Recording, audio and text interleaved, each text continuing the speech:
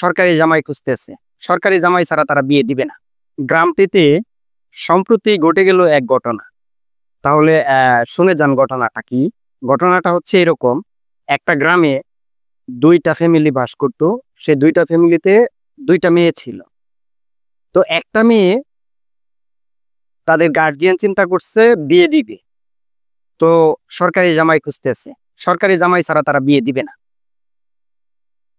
আরেকটা যে ফ্যামিলি, সেই ফ্যামিলির গার্জিয়ান তার মেয়েকে চিন্তা করতেছে গরিব, এটা একটু গরিব, তো তারা তো আর সরকারি জামাই পাবে না, এখন কি করবে।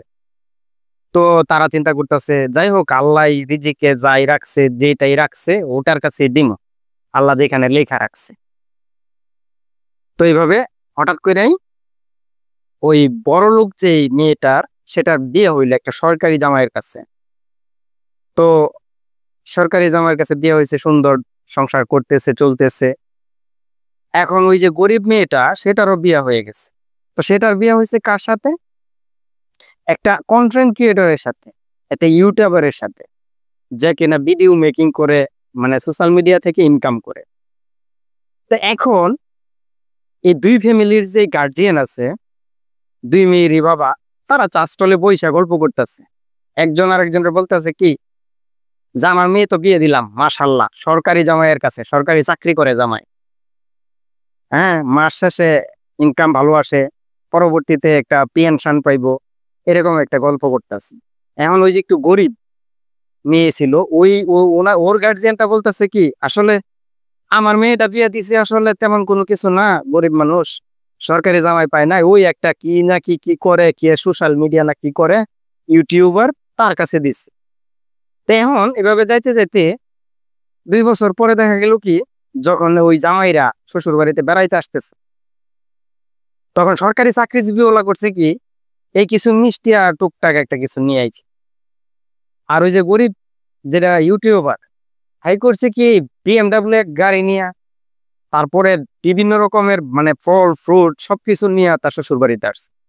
এখন ওই যে সরকারি চাকরিজীবী যে এর যে শ্বশুর শাশুড়ি, তারা তো কইতেছে বুঝলাম না, এটা তো গরিব, কোনো সরকারি চাকরি নাই, এত টাকা খরচ করলো কই থেকে, গাড়ি কিনলো কেমনে, কি আসই বিষয়।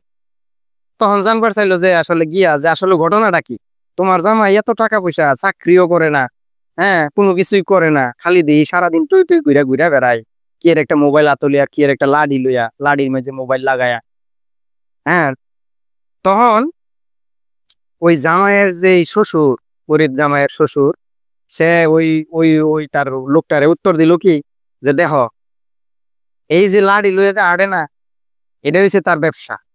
এই যে চেহারা নামক যে খাম্বাটা আছে না, এই খাম্বাটা যখন মানুষের সামনে তুইলা ধরে, তখন এমনিতেই তার লাখ লাখ টাকা ইনকাম হয়, সরকারি চাকরিজীবী লাগে না।